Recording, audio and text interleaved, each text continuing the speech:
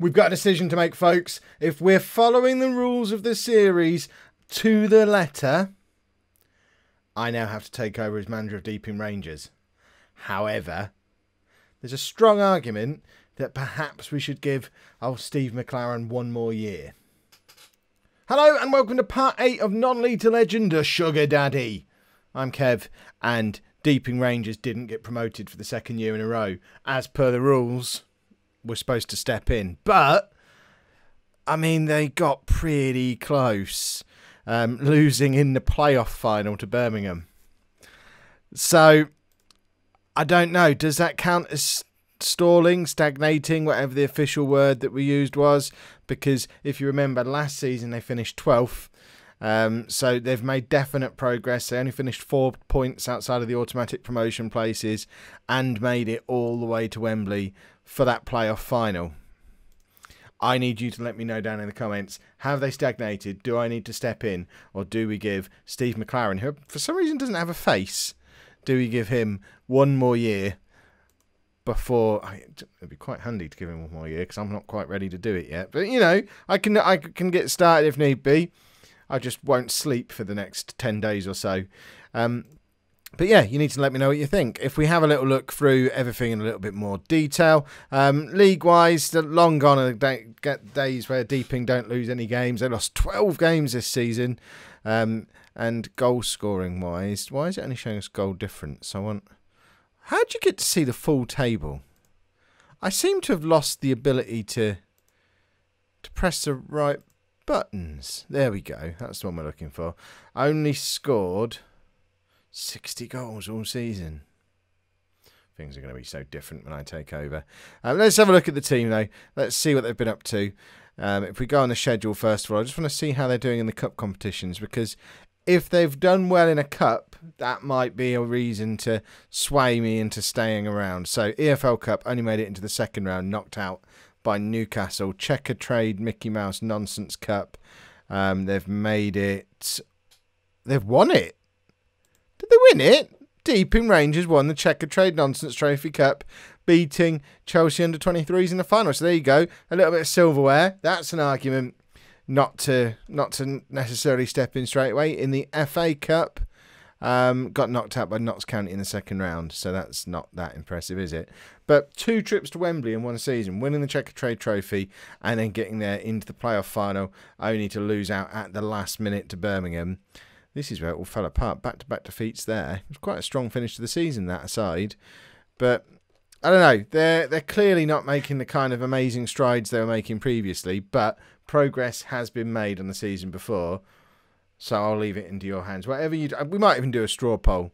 Let's do a straw poll. I will put a link to it down in the description, and whichever is in the lead in the straw poll by, like, Tuesday, I'll decide whether to simulate another season or just step straight in. So you lot are fully in control on who is the manager of Deeping Rangers for next season. If we have a look at the transfer centre again, for about, is it the 5th or 6th season in a row now?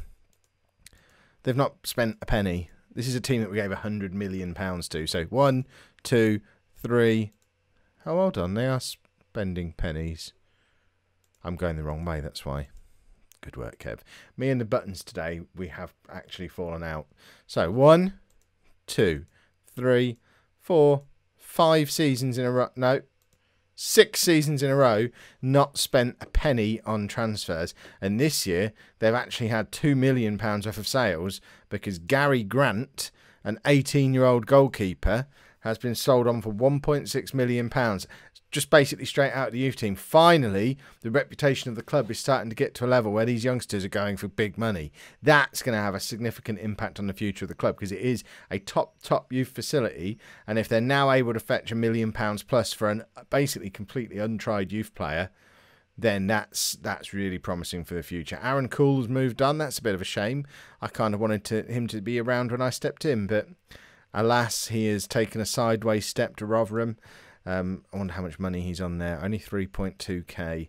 And Ian Swift is a 16-year-old who they only got £250,000 for. That's less impressive. But it looks like he's been poached from Mansfield somehow. How does that happen? Did Deeping have a relationship with Mansfield? I think that's the only way it happens, isn't it? Have they taken Mansfield on as a feeder club? Affiliated clubs? No. So does that mean he was just poached out of Mansfield's youth team before he'd even played a game for them, or he was released by Mansfield?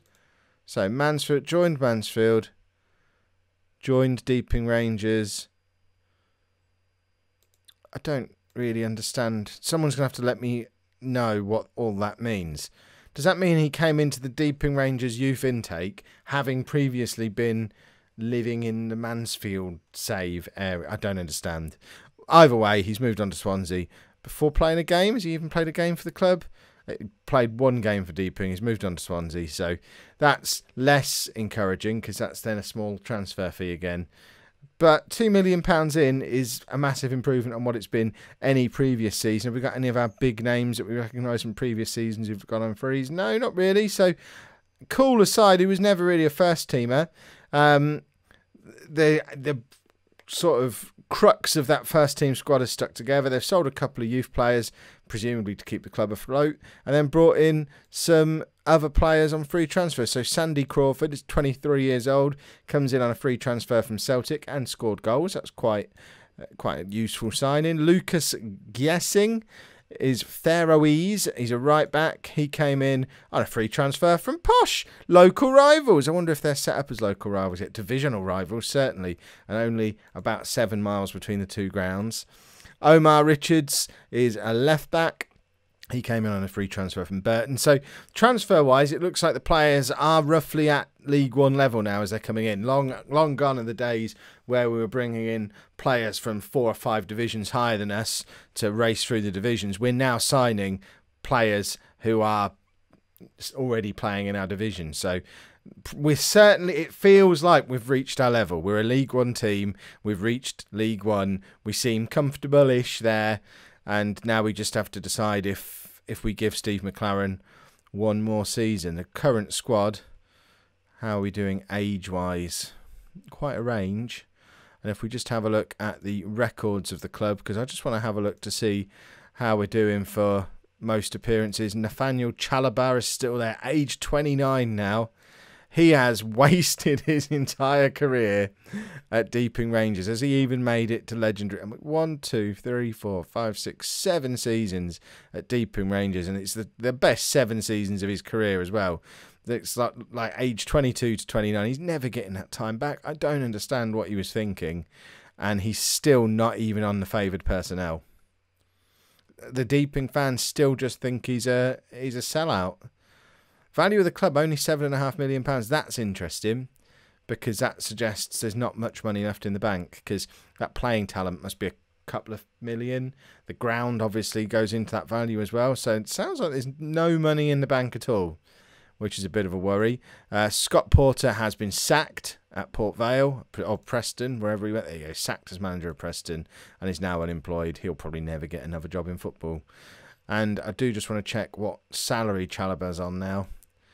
At £80,000 a week still, and inexplicably still getting new contracts. So he's got another year. I mean, he needs to move on. He's the reason this club is having financial problems. We need to get rid of him. I mean, if I do take over, first order of business, and I don't think it'll even be possible to do. I'd obviously want to get rid of Chalabar. I don't see why he'd go anywhere. No one else is going to want him.